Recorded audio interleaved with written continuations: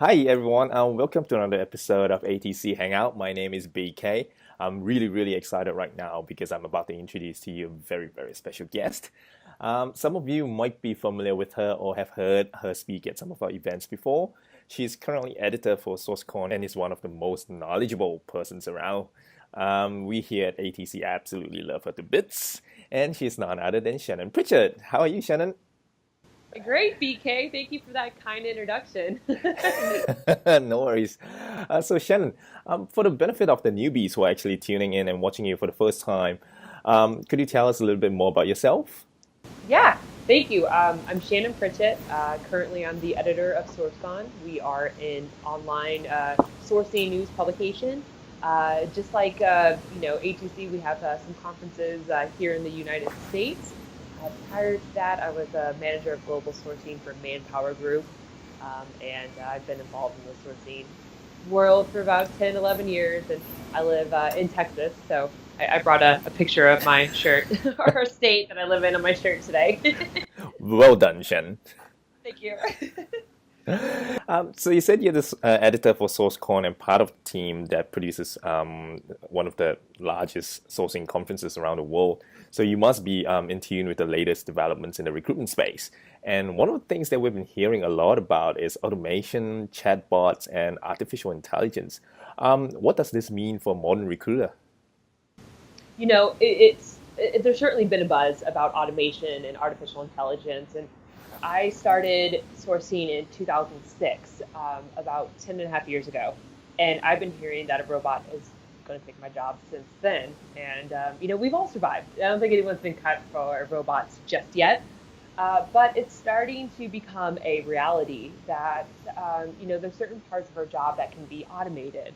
I don't think it's a scary thing. I think it's a great thing.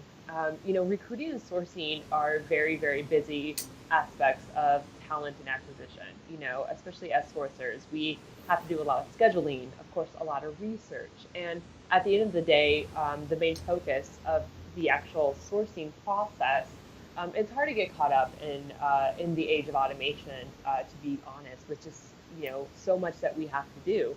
So when I look at robotics and automation, and I look at it as more like we're going to be finding ways to streamline our process. We can become better at scheduling, better at matching, better at identifying talent. And so this time is really exciting because we finally get to start concentrating on what can make our job better and what could further benefit, of course, the candidate, which is our goal at the end of the day. So I'm very excited right now. It's been intriguing following all these companies that are implementing automation, robotics, and I've certainly seen a huge rise in startups over the past year. And it's just, it's a really amazing time to be in talent acquisition because I think we'll see more changes this year than we ever have before. Wow, that sounds really exciting. So, as a recruiter, how can he or she actually prepare himself for the inevitable rise of the machines or rise of the robots, as they say? Did you say rise of robots? Yeah. I'm prepared right now. It's great. So I said a quote at the 2015 social sourcing talent conference down in Australia. I'm pretty sure it was the first one in Melbourne, when I said, if you act like a robot, you will be replaced by one. And that holds true today. It's somewhere along the years we have lost our ability to be human, right? We've relied more on emails and phone conversations. We've resulted more in spamming candidates and personalization.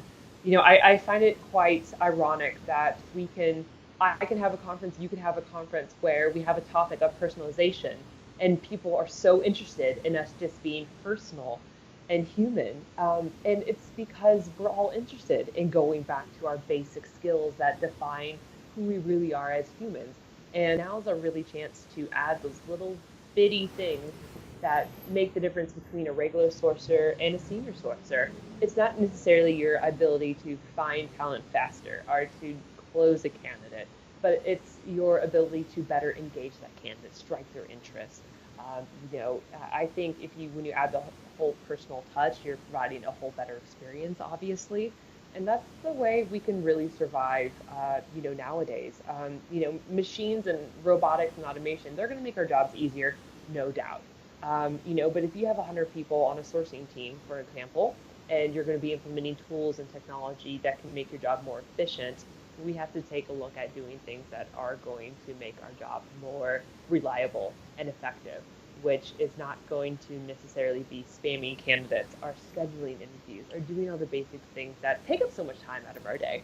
So I think recruiters and sourcers really need to pay attention to how they can be effective in going back to the skills that our industry started on: personalization, humanization, building trust with candidates. Right? Are candidates gonna want to talk to a chatbot, or are they going to want to talk to a recruiter? I think we know the answer to that, and let's see how it plays out. But this is definitely our time to work on our interpersonal skills, and I think that's a good thing. That's really, really good advice, Shannon.